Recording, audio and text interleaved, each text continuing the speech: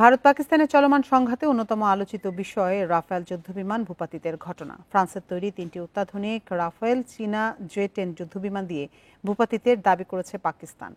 সমর বিশেষজ্ঞরা বলছেন এটি বেইজিংয়ের উন্নত যুদ্ধবিমানের জন্য একটি সম্ভাব্য বড় মাইলফলক, যা ভারত পাকিস্তান ছাপিয়ে চীন যুক্তরাষ্ট্র বিরোধেও প্রভাব ফেলবে।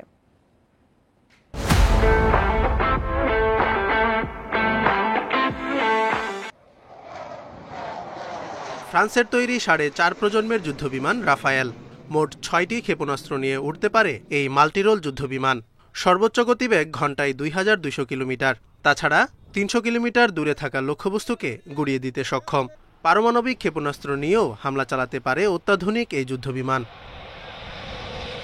পাকিস্তানে চালানো সিঁদুর অভিযানে রাফায়েল যুদ্ধবিমান ব্যবহার করেছে ভারত। তবে চীনা জে-10 যুদ্ধবিমান দিয়ে অন্তত 3টি রাফায়েল ভূপাতিতের দাবি করেছে পাকিস্তান। নাম না প্রকাশের শর্তে মার্কিন কর্মকর্তারাও বলছেন চীনা যুদ্ধবিমান দিয়েই রাফায়েল ভূপাতিত করা হয়েছে। তবে ভারতের পক্ষ থেকে এ বিষয়ে এখনও কোনো মন্তব্য করা হয়নি।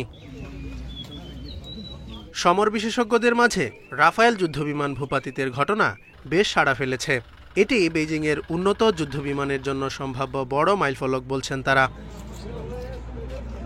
ইন্টারন্যাশনাল ইনস্টিটিউট ফর স্ট্র্যাটেজিক স্টাডিজের সামরিক বিশেষজ্ঞ ডগলাস বারি জানান, কি কৌশলে এবং কোন কিট ব্যবহার করে রাফায়েলের মতো যুদ্ধবিমান ভূপাতিত করা হয়েছে তা জানতে মুখিয়ে থাকবে যুক্তরাষ্ট্র ও ইউরোপের বিভিন্ন দেশ।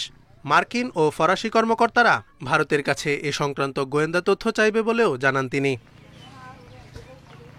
এদিকে চীন যুক্তরাষ্ট্র উভয়ই যখন তাইওয়ান বা বৃহত্তর ইন্দো প্রশান্ত মহাসাগরীয় অঞ্চলে সম্ভাব্য সংঘাতের জন্য প্রস্তুতি নিচ্ছে, এমন সময়ে উন্নত অস্ত্রের সরাসরি ব্যবহার বিশ্বজুড়ে বিশ্লেষণের প্রয়োজনীয়তা দেখা দিয়েছে বলেও মত সমর বিশ্লেষকদের।